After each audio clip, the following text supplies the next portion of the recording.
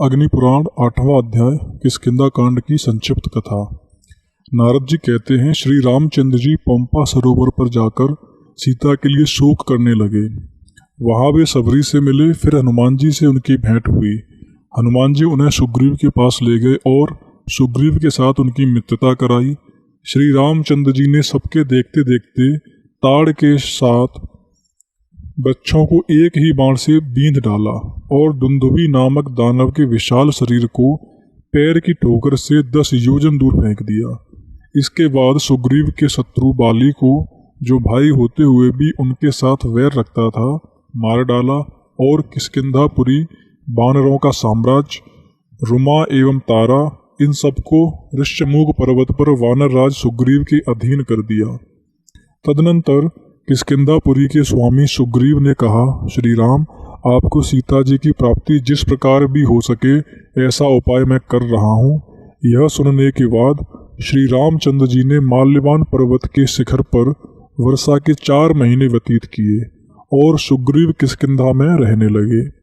चौमासे के बाद भी जब सुग्रीव दिखाई नहीं दिए, तब श्री रामचंद्र जी की आज्ञा से लक्ष्मण ने किष्किंधा में जाकर कहा, सुग्रीव, तुम श्री रामचंद्र जी के पास चलो, अपनी प्रतिज्ञा पर अटल रहो, नहीं तो बाली मरकर जिस मार्ग से गया है वह मार्ग अभी बंद नहीं हुआ है, अतएव बाली के पथ का अनुसरण न करो। सुग्रीव ने कहा, सुमित्रा नंदन, विषय भोग में आसक्त हो जाने के कारण मुझे बीते हुए समय का भान न रहा, अतः मेरे अपराध को क्षमा कीजिए। ऐसा कहकर वानर राज सुग्रीव श्री रामचंद्र जी के पास गए और उन्हें नमस्कार करके बोले, भगवान, मैंने सब वानरों को बुला लिया है। अब आपकी इच्छा के अनुसार सीता जी की खोज करने के लिए उन्हें भेजूंगा। वे पूर्वाद दिशाओं में जाकर 1 महीने तक सीता जी की खोज करें। जो 1 महीने बाद लौटेगा उसे मैं मार डालूंगा।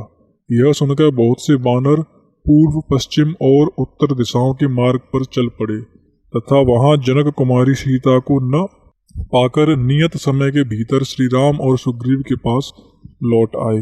हनुमान जी श्री रामचंद्र जी की दी हुई अंगूठी लेकर अन्य वानरों के साथ दक्षिण दिशा में जानकी जी की खोज कर रहे थे। वे लोग सुप्रभा की गुफा के निकट विंध्य पर्वत पर ही 1 मास से अधिक काल तक ढूंढते फिरे, किंतु उन्हें सीता जी का दर्शन नहीं हुआ।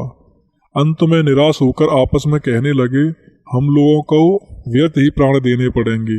धन्य है वह जटायु जिसने सीता के लिए रावण के द्वारा मारा जाकर युद्ध में प्राण त्याग दिया था। उनकी ये बातें संपाति नामक ग्रंथ के कानों में पड़ी। वह वानरों के प्राण त्याग की चर्चा से उनके खाने की ताक में लगा था, किंतु जटायु की चर्चा सुनकर रुक गया और बोला, वानरों, जटायु मेरा भाई था। वह मेरे ही साथ सूर्यमंडल की ओर उड़ा चला जा रहा था।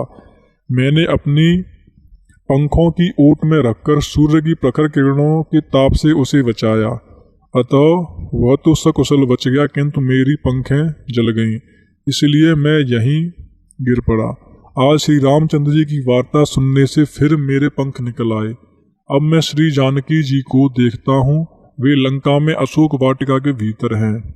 लवण समुद्र के द्वीप में त्रिकूट पर्वत पर लंका बसी हुई है।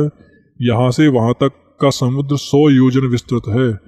यह जानकर सब वानर श्री राम और सुग्रीव के पास जाएं और उन्हें सब समाचार बता दें। इस प्रकार आदि आग्नेय महापुराण में रामायण कथा के अंतर्गत किष्किंधा कांड की कथा का वर्णन नामक 8वां अध्याय पूरा हुआ।